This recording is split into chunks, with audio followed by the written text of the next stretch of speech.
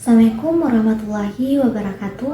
Baik, kali ini kelompok kami akan membahas mengenai isu kebijakan pendidikan. Nah, di mana isu kebijakan pendidikan adalah sebuah permasalahan, tantangan, atau topik penting yang muncul di dunia pendidikan dan mempengaruhi jalannya proses belajar mengajar maupun sistem pendidikan secara keseluruhan. Nah, isu kebijakan ini bukan sekedar masalah biasa, tetapi membutuhkan perhatian serius dari pemerintah, sekolah, maupun masyarakat, dan memerlukan analisis mendalam karena terkait dengan kepentingan banyak pihak, serta menuntut adanya solusi melalui kebijakan, baik secara regulasi, peraturan, maupun program pendidikan. Nah, salah satu contoh isu kebijakan pendidikan yaitu penggantian ujian nasional menjadi asesmen kompetensi minimum dan kesenjangan akses pendidikan di daerah perkotaan dan perdesaan, serta ada juga penerapan kurikulum merdeka. Nah, yang selanjutnya itu ada hakikat isu kebijakan pendidikan. Nah, hakikat isu kebijakan pendidikan ini merupakan sebuah permasalahan atau persoalan yang sering muncul dan berkembang di ruang publik, khususnya itu di bidang pendidikan. Nah, isu ini penting karena jika tidak segera ditangani, dapat menimbulkan dampak serius terhadap jalannya sistem pendidikan dan juga merugikan kepentingan jangka panjang bangsa. Selain itu, isu ini seringkali memiliki potensi memicu konflik masyarakat, baik di kalangan siswa, guru, orang tua, maupun pemerintah. Oleh karena itu, setiap isu kebijakan pendidikan ini perlu mendapat perhatian dan tindakan nyata agar tetap sejalan dengan tujuan pendidikan nasional yang telah diatur dalam Undang-Undang Nomor 20 Tahun 2003 tentang Sistem Pendidikan Nasional. Nah, jadi intinya isu kebijakan ini bukan hanya sekedar masalah, tetapi sebuah tantangan yang perlu direspon dengan bijak agar pendidikan di Indonesia berjalan sesuai harapan. Selanjutnya adalah kebijakan hakikat isu kebijakan pendidikan. Isu kebijakan pendidikan adalah masalah atau topik yang menjadi perdebatan publik dan memerlukan tindakan atau keputusan dari pemerintah. Isu ini memiliki 5 karakteristik utama. Yang pertama, bersifat aktual. Isu ini bersifat aktual karena muncul dari kondisi nyata yang sedang terjadi di masyarakat, yang berarti isu tersebut adalah sesuatu yang sedang dihadapi dan dirasakan dampaknya oleh banyak orang saat ini. Misalnya isu tentang kurikulum merdeka karena sedang dalam proses implementasi dan menimbulkan berbagai pertanyaan serta masukan dari guru, siswa, dan orang tua. Yang kedua, mengandung konflik kepentingan. Isu ini seringkali mengandung konflik kepentingan, artinya isu tersebut melibatkan berbagai pihak, misalnya pemerintah, sekolah, guru, orang tua, siswa, dan industri yang memiliki pandangan, tujuan, atau harapan yang berbeda-beda. Yang ketiga, berdampak luas. Dampak dari isu kebijakan pendidikan tidak hanya dirasakan oleh satu individu atau kelompok kecil, melainkan mempengaruhi masyarakat dalam skala yang besar. Contoh, isu mengenai biaya pendidikan yang mahal berdampak pada kesempatan belajar bagi banyak siswa dari keluarga yang kurang mampu. Nah, isu ini tidak hanya mempengaruhi satu sekolah, tetapi seluruh sistem pendidikan di tingkat kabupaten, provinsi, bahkan nasional. Yang keempat, mendorong perubahan kebijakan. Nah, dengan adanya isu pendidikan seringkali menjadi pendorong utama untuk melakukan perubahan kebijakan. Ketika suatu isu menjadi perhatian publik, ia mendesak pemerintah dan membuat kebijakan untuk melakukan intervensi. Intervensi ini bisa berupa merumuskan kebijakan baru untuk mengatasi masalah yang ada. Yang kelima, yaitu berkaitan dengan keadilan dan mutu.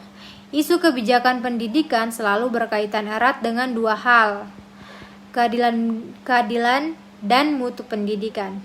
Nah, keadilan seringkali menyoroti ketidaksetaraan dalam akses fasilitas atau kesempatan belajar, sedangkan mutu berfokus pada kualitas pembelajaran, kompetensi guru, dan relevansi kurikulum dengan kebutuhan zaman. Baik, sekian dari saya serahkan.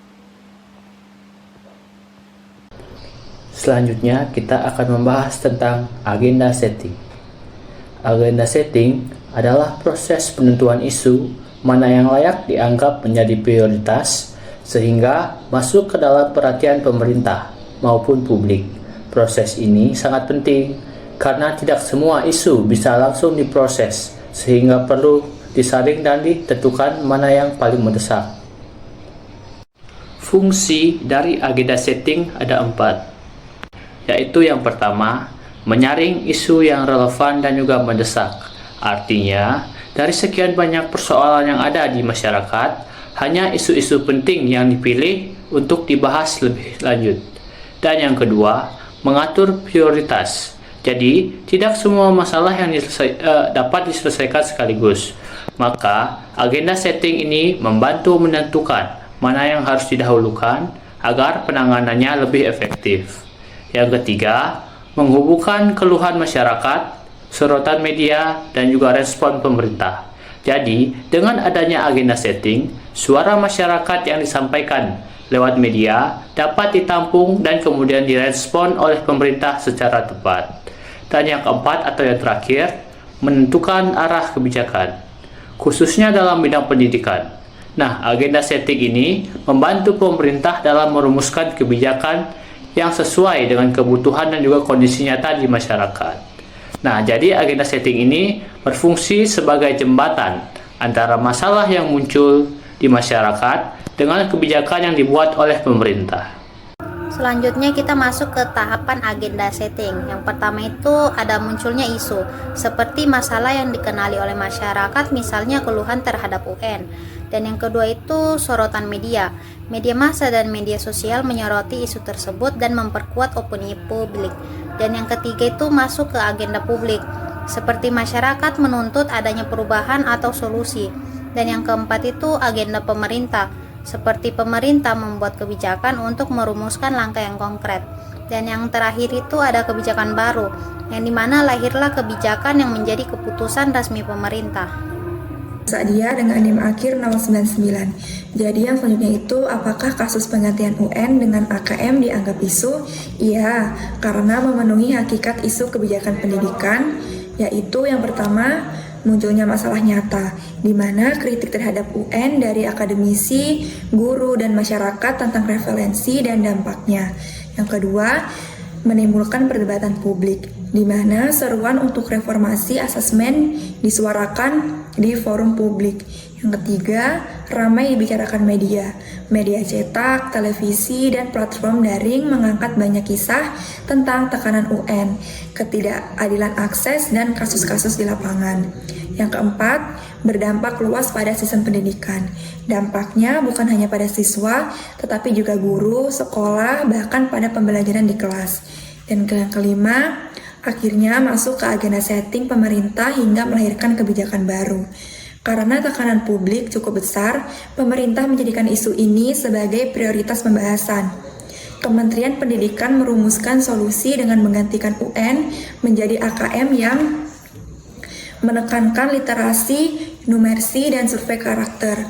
Hasil agenda setting kebijakan baru, mulai 2021, UN resmi dihapus dan diganti dengan AKM sebagai instrumen evaluasi pendidikan nasional. Yang selanjutnya, apakah perubahan ujian nasional menjadi AKM termasuk dalam agenda setting? Ya, karena pada kasus ini merupakan satu, isu pendidikan besar. UN menekan siswa dan sekolah serta tidak adil karena hanya menilai sekolah sekali ujian. Yang kedua, sorotan publik. Mendapat kritik dari orang tua, guru, akademisi, dan organisasi pendidikan. Yang ketiga, respon pemerintah. Kemendikbud menetapkan isu ini sebagai prioritas kebijakan pendidikan nasional. Yang terakhir, agenda resmi. Melalui kebijakan Merdeka Belajar 2019-2020, UN resmi diganti menjadi AKM.